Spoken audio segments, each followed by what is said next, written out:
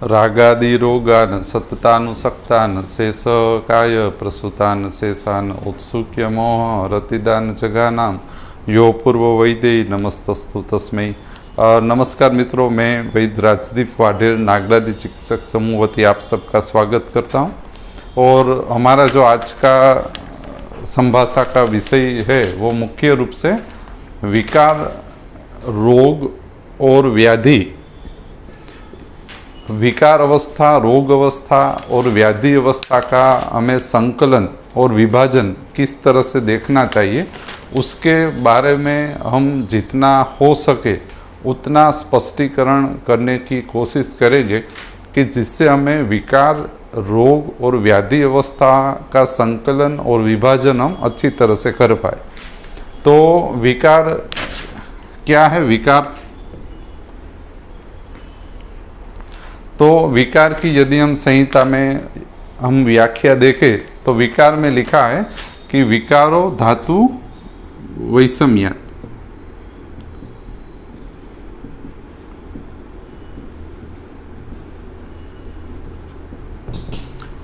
यहीं से स्पष्ट हो जाता है कि भाई विकारो धातु वैषम्यात, यानी कि हमारे शरीर में जो चतुर्विंशति धात्वात्मक पुरुष है, उस चतुर्विंशति धात्वात्मक पुरुष में होने वाला वैषम्य, विषमता, यह प्रधान रूप से विकार रूप के अधिकार क्षेत्र में व्याख्यायित किया गया। यानी कि हमारे शरीर में सम दोष, सम धातु, सम मल और सम अग्नि की अवस्था में जब विषमता है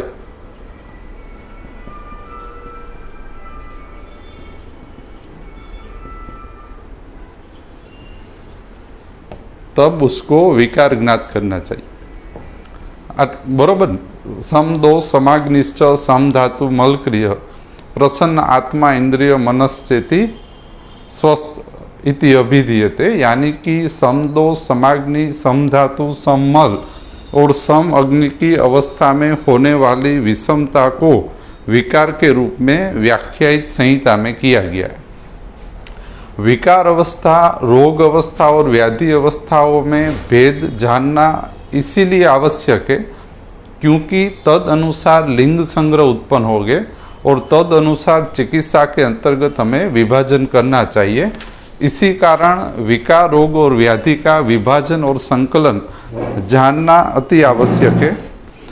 जो यह विकार अवस्था है, विकारो धातु वैषम्यात, यानी यह जो विकार अवस्था है यह कौन से अग्नि आश्रित रहती है? प्रधान रूप से यह जो सम दो समाग्नि, सम धातु मल क्रिया के, इसके ऊपर आप चिंतन करोगे तो हमारे शरीर के अंतर्गत कायाग्नि अनुवर्तन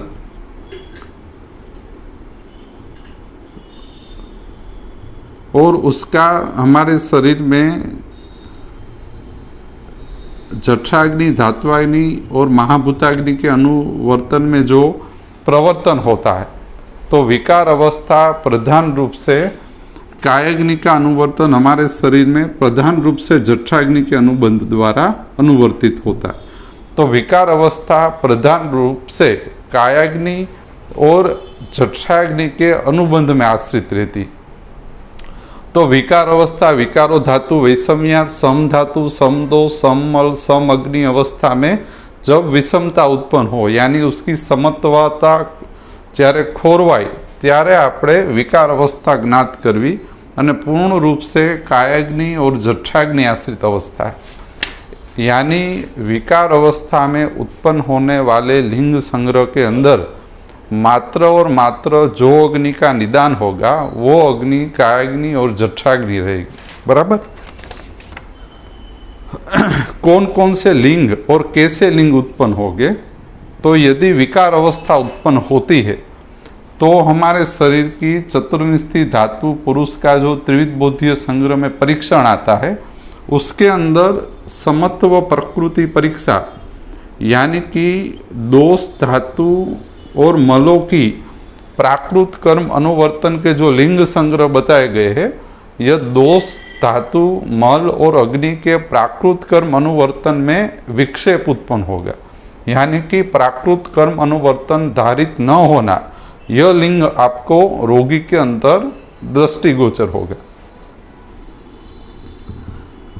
दोष धातु मल अग्नि के प्राकृत कर्म अनुवर्तन न मिलना,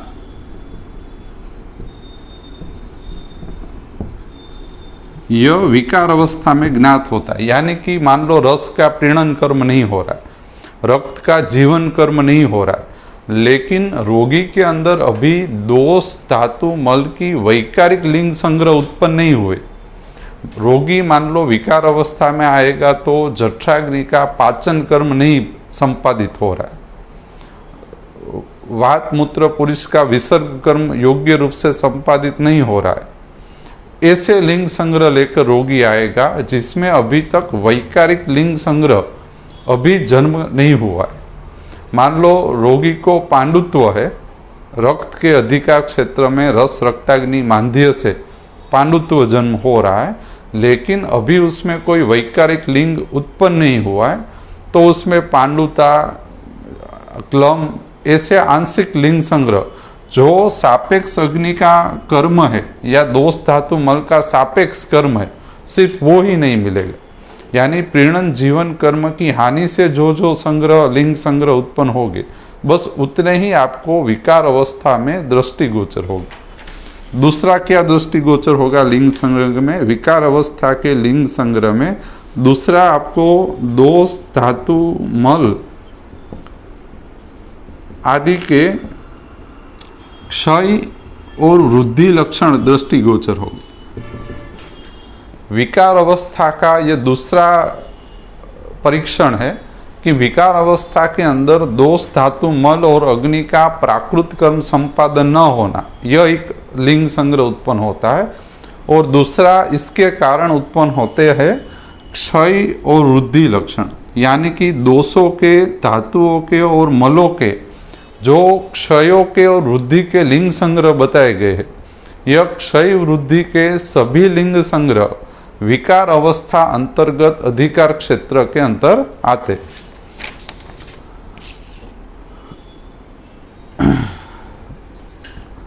दूसरा आता है इसमें कौन सा हेतु कारणभूत रहता है। विकार अवस्था विकारो धातु वैषम्यात अवस्था उत्पन्न होने के लिए कौन सा हेतु कारण रूप होता है? तो कि भाई स्वश्रुत चतुष्क अवस्था का पालन न होने से, मात्राशीतीय तस्याशीतीय नववेगान धारणीय और इंद्रियोपक्रमणीय का पालन न करने से प्रथम अवस्था हमारे शरीर में विकार अवस्था उत्पन्न होती है। यानी कि स्वश्रुत चतुष्क इसका प्रधान हेतु है। और अग्नि कायाग्नि और जठराग्नि का मंदत्व और तीक्ष्णत्व विकार अवस्था का कारण रूप बनता है। जठराग्नि धात्वाग्नि महाभूताग्नि और कायाग्नि का जो अनुवर्तन हो रहा है, उसमें अग्नि के अनुवर्तन में मंदत्व और तीक्ष्णत्व, यानी कि उसकी कर्म अनुबंध में विक्षेप या वृद्धि, यह हमारे विकार अवस्था यानी क्षय वृद्धि का कारण बनता है।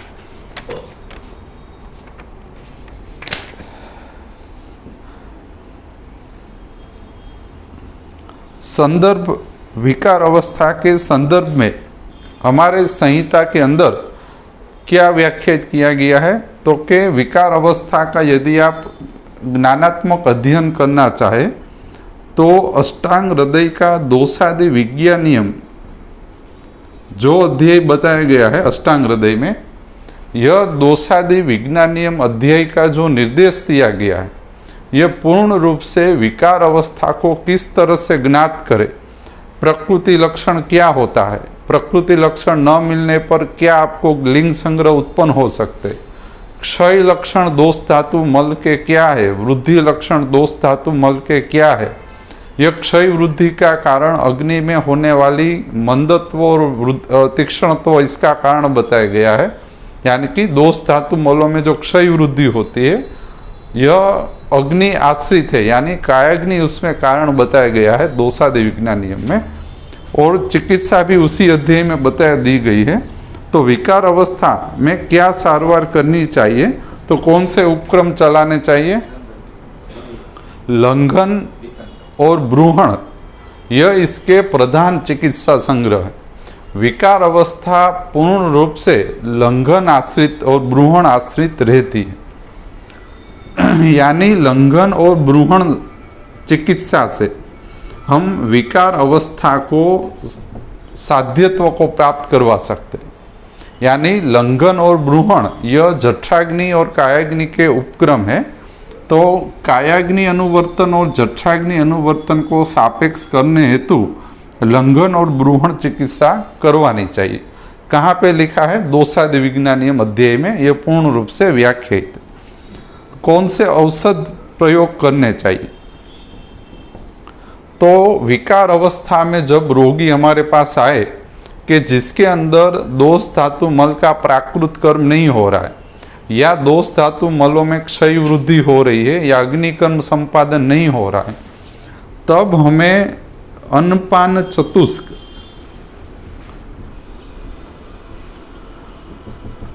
और रस षडरस प्रधान और कसाई प्रधान औषध संग्रह प्रयोजमान करने चाहिए।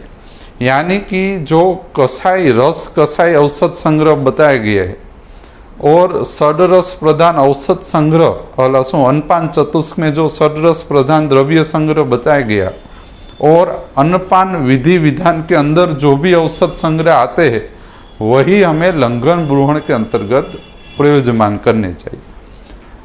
निदान परिवर्जन, लंघन ब्रूहण और अन्नपान चतुष्क और कसाई संग्रह के द्रव्य संग्रह यही विकार अवस्था में प्रयोजमान करने चाहिए। विकार अवस्था के अंदर हमें व्याधि के चिकित्सा सूत्र, दोषोपक्रमणी या दोषों की चिकित्सा की आवश्यकता नहीं है। यदि हम व्याधि के चिकित्सा सूत्र या दोषोपक्रमणीय के दोष उपक्रम या तो प्रकृति स्थापन औषध संग्रह या चिकित्सा सूत्र के औषध संग्रह वमन विरेचनादि कल्प यदि हम विकार अवस्था में प्रयोजमान करते हैं तो उससे व्यापद या गदातिचार होने की महत्तम संभावना रहती।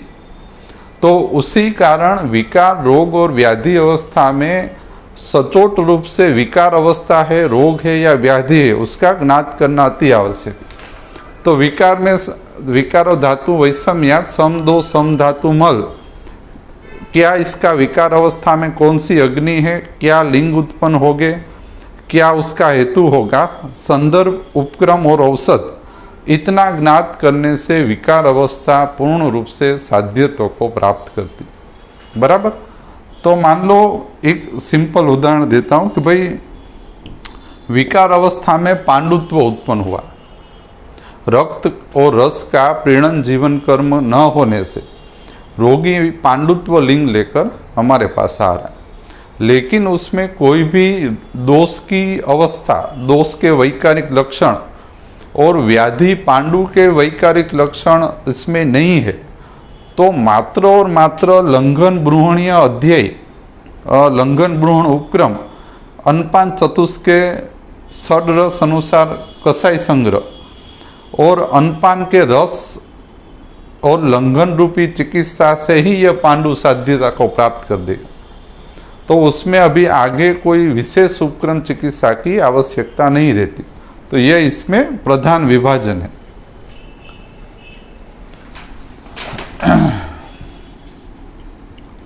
अब आता है रोग।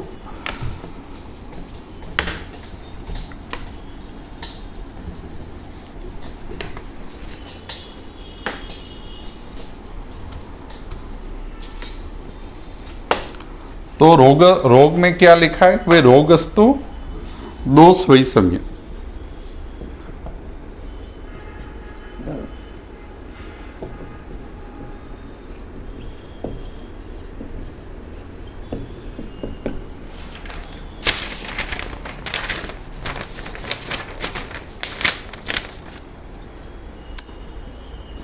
इसमें क्या होता है, दोष के अंदर विकार अवस्था के बाद यानी समत्व स्थिति, क्षय वृद्धि स्थिति में योग्य सारवार न होने के कारण और दोषों के निदानों के विशेष सेवन के कारण स्वस्तुत चतुष्क के बाद जो दोष के निदानों का सेवन यदि किया जाए, वात पित्त कफ के निदानों का सेवन, तब दोषों के अंदर विषमता और दूषणीकरण अवस्था उत्पन्न होती।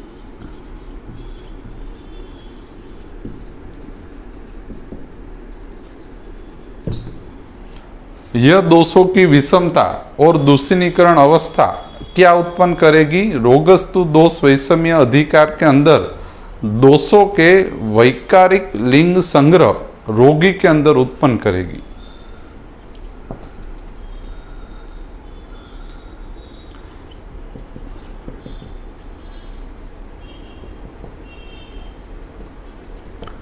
रोग अवस्था के अंदर दोष दूषियों के साथ दूषणीकरण व्यवहार करना शुरू कर देता है।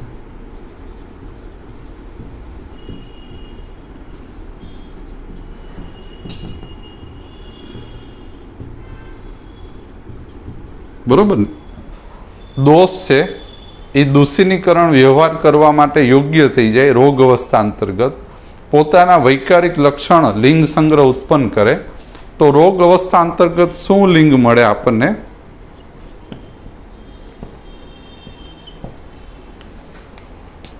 રોગ અવસ્થા અંતર્ગત આપણને પ્રધાન રૂપથી દોષોના વૈકારિક લક્ષણો ઉત્પન્ન થાય।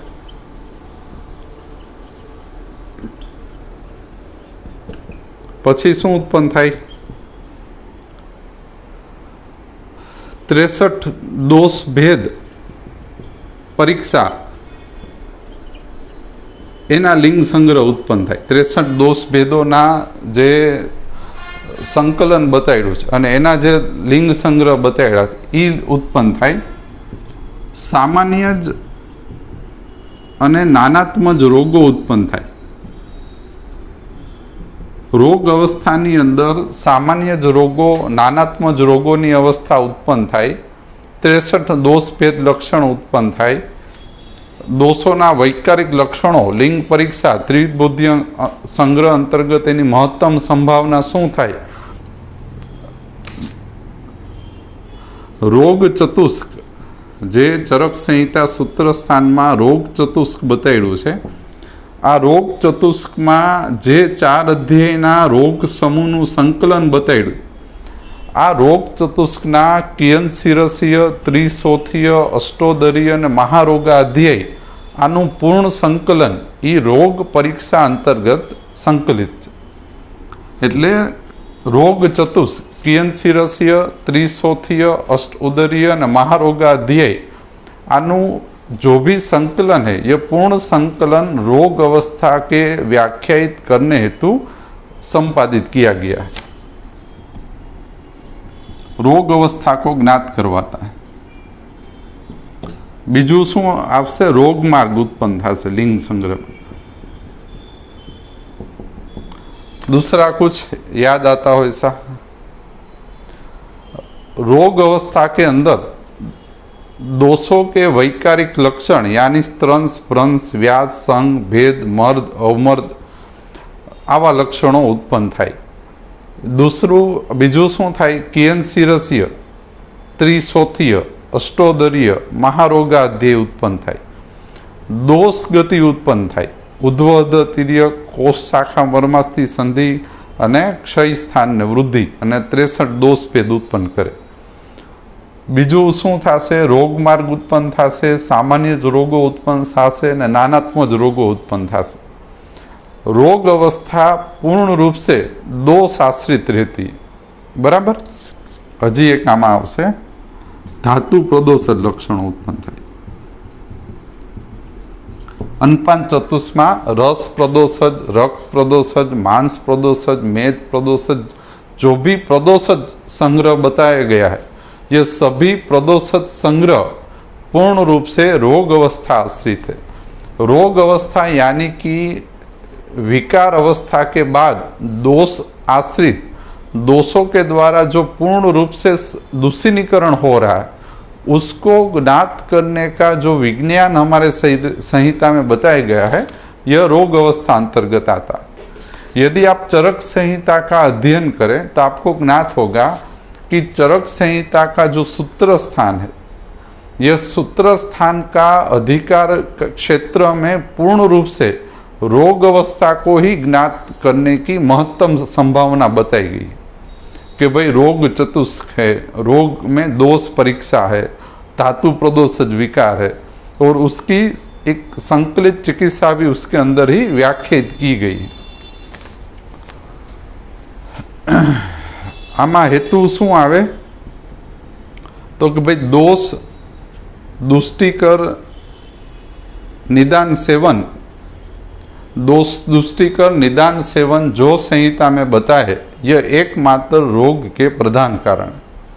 रोग अवस्था पूर्ण रूप से दोष आश्रित रहती है और उसमें मात्र दोषों की ही चिकित्सा हमें करनी चाहिए, और दोषों दुष्टिकर जो भी निदान बताए गए हैं, संचय प्रकोप अवस्था जो बताई गई है, यह पूर्ण रूप से रोग अवस्था आश्रित है। इसमें चिकित्सा क्या करनी चाहिए?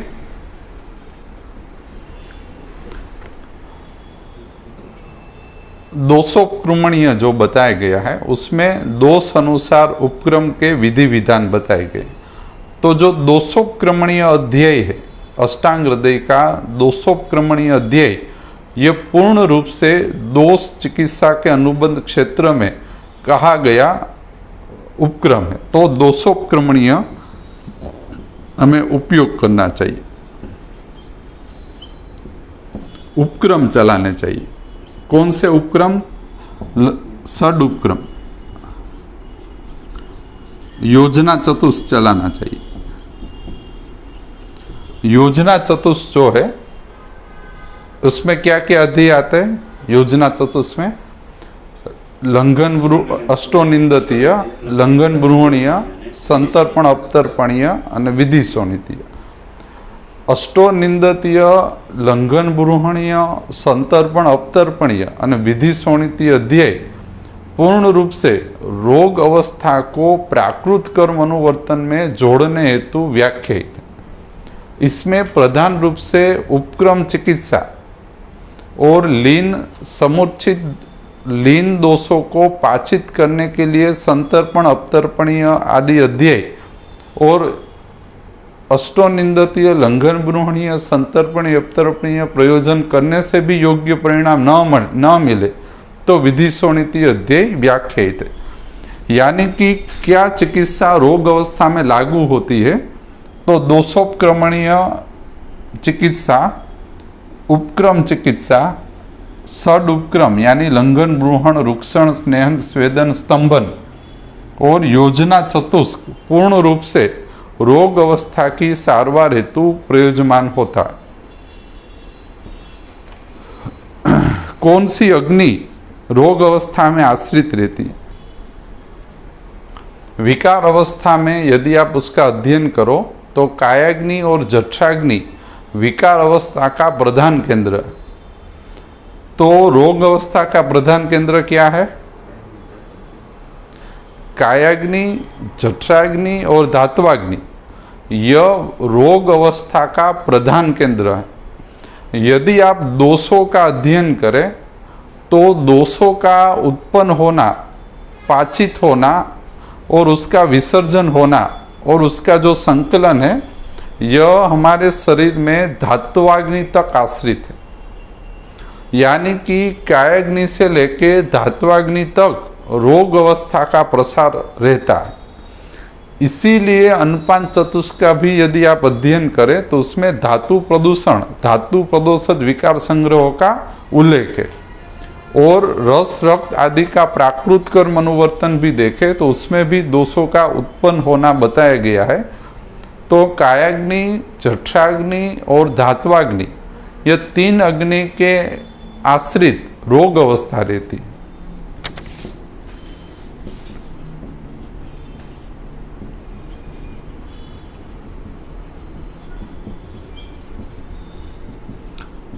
धात्वाग्नि दोषों का पाचन करती है, जठराग्नि अन्न का पाचन करती है और महाभूताग्नि मलों का पाचन करती है।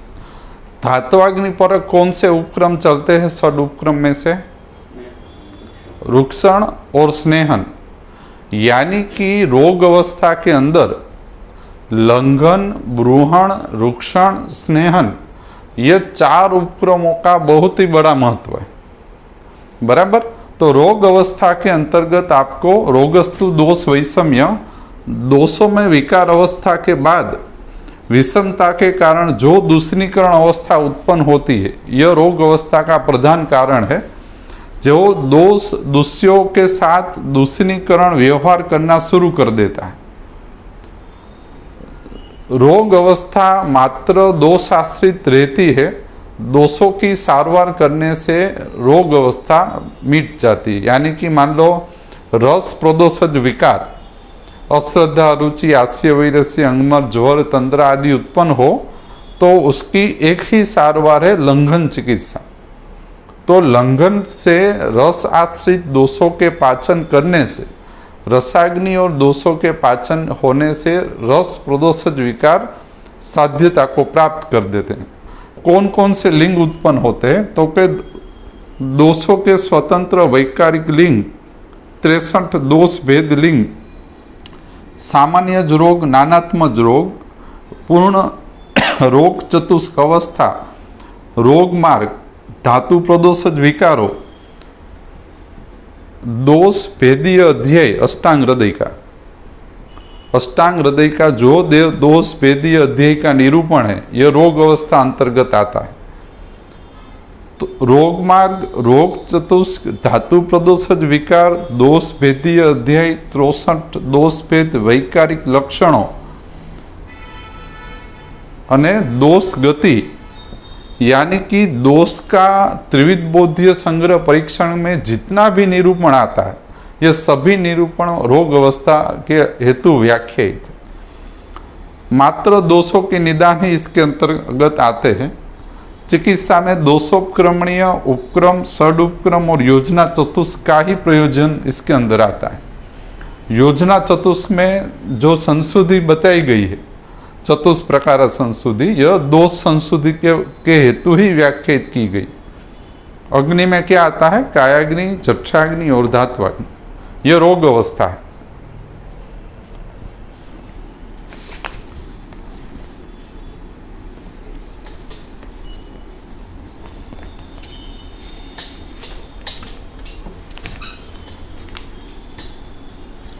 व्याधि में क्या रहता है? व्याधि भी अपने आप में एक अवस्था है।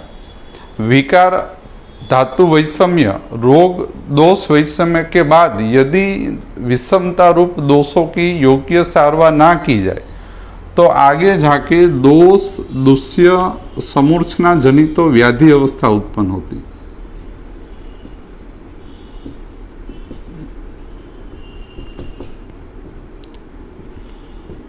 बरोबर ना? यानी कि आगे जाके जो रोग मार्ग उत्पन्न हुआ था उसमें अधिष्ठान का इन्वॉल्वमेंट जब शुरू होता है, यत्र संग ख वैगुणीय रूप अवस्था जब शुरू होती, यानी कि अधिष्ठान दुष्टि लक्षण उत्पन्न होने लगना शुरू हो जाए, तब उसमें व्याधि अवस्था का कंसिडर होना शुरू हो जाता। तो व्याधि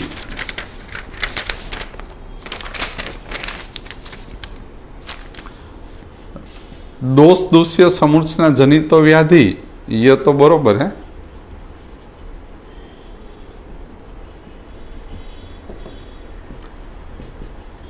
इसमें मलिनीकरण अवस्था शुरू हो जाती है। बराबर ना? लिंग शू उत्पन्न थाय? व्याधि। अब जो विकार अवस्था के अंदर क्षय, वृद्धि, समत्व के लिंग उत्पन्न होते हैं। रोग अवस्था में पूर्ण दोष निरूपण जो सूत्र स्थान में व्याख्यायित है, यह उत्पन्न होता है। विभेद, एक विभेद यह आपको समझना चाहिए कि भाई रोग अवस्था में भी कुष्ठ का वर्णन आता है, व्याधि अवस्था में भी कुष्ठ का वर्णन आता है। तो रोग अवस्था और व्याधि अवस्था के कुष्ठ में क्या भेद है? तो रोग अवस्था का जो कुष्ठ है ये पूर्ण रूप से दोष के आश्रित रहेगा, उसमें दोष प्रधान लिंग उत्पन्न होंगे और उसके जो लिंग संग्रह होंगे वो अस्थिर लिंग संग्रह होंगे। मान लो उसके कंडू है, उसका जो वैवर्ण्य है, उसके स्किन का जो उत्सेद है, कुष्ठीकरण अवस्था है, वो स्थिर नहीं होगी। मान लो ऋतुओं के अनुसार और दिन के आदि मध्य अंत के अनुसार उसमें आपको फेरफार दिखने को मिलेगा कि भाई एक ऋतु में अच्छा रहता है, एक ऋतु में बिगड़ जाता है, दूसरी ऋतु में वापिस अच्छा रहता है। यानी ऋतु अनुसार जो दोषों में क्षय वृद्धि होती है और दिवस के आदि मध्य अंत में जो क्षय वृद्धि होती है वो उस कुष्ठ अवस्था को विशेष प्रभावित करता है। यह दोषाश्रित कुष्ठ और रोग अवस्था का कुष्ठ है।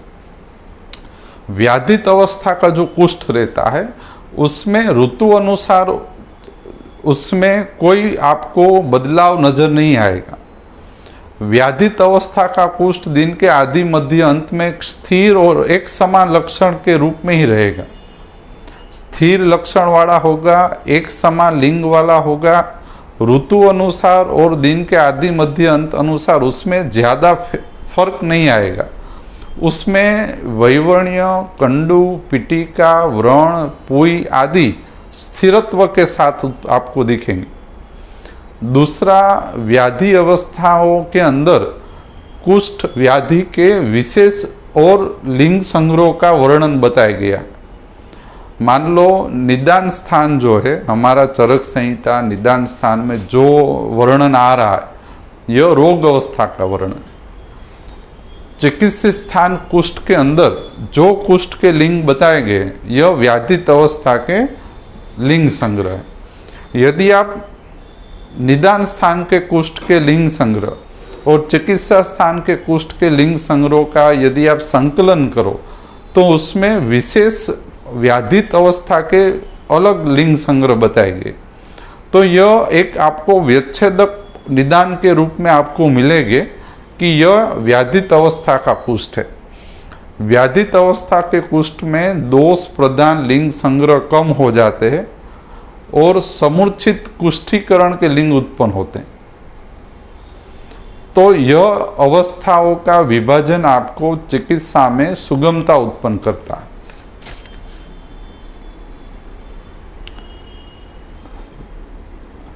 आमा शू थाय सर्वे व्याधि 28 व्याधि समूहનું જે વર્ણન આવે છે ચિકિત્સિત સ્થાનમાં આના લિંગ સંગ્રહ ઉત્પન્ન થાય। વ્યાધિ અવસ્થાના લિંગ સંગ્રહ પૂર્ણ રૂપથી વિશેષ વ્યાખ્યાયિત થાય। દોષ વ્યાધિત અવસ્થામાં દુષ્ય સાથે સમૂર્છિત થઈ ગયો હોય, दोष अपनी मूल अवस्था को छोड़ देता है, दुष्य यानी अधिष्ठान के साथ समूर्छित होके अलग अवस्था बनाता है जिसको समूर्छन बोलते हैं। दोष दुष्य समूर्छना जनित व्याधि जिसमें दोष और अधिष्ठान दोनों एक साथ मिलकर अपना मूल स्वरूप छोड़ देते हैं, यह व्याधित अवस्था को व्याख्यायित करता है। तो उसमें व्याधियों के विशेष रूप उत्पन्न होते हैं। दूसरा, अधिष्ठान और दुष्य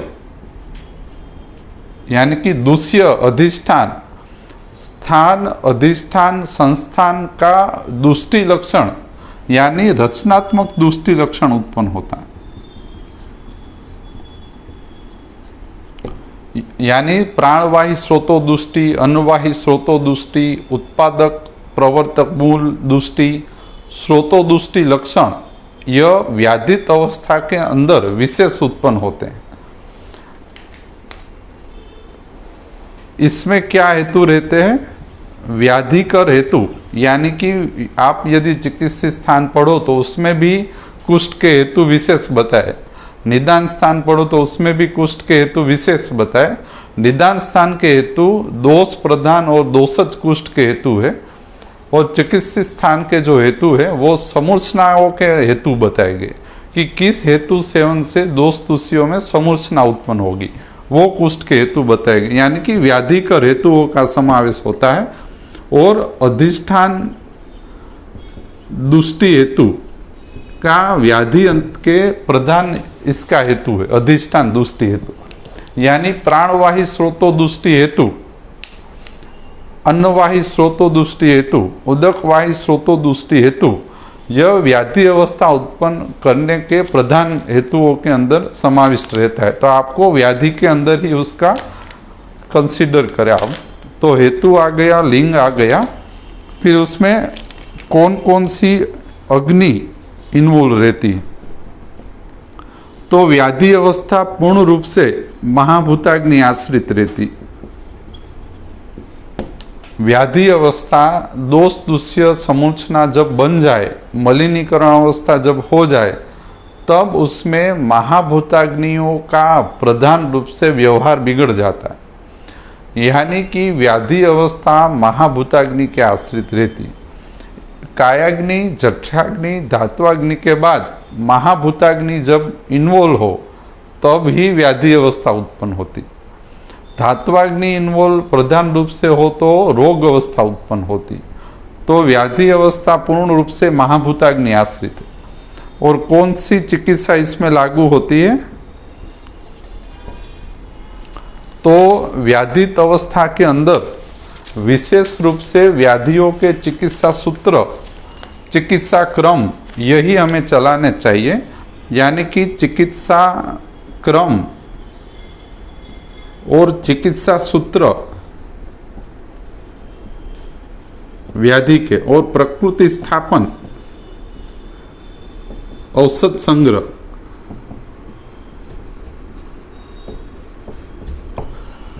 यह इसके प्रधान औषध बनेंगे।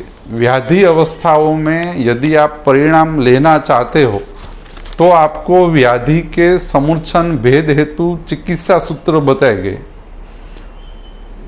चिकित्सा क्रम यानी वमन, विरेचन आदि चिकित्सा क्रमों का आपको उपयोग करना पड़ेगा, चिकित्सा सूत्रों का उपयोग करना पड़ेगा।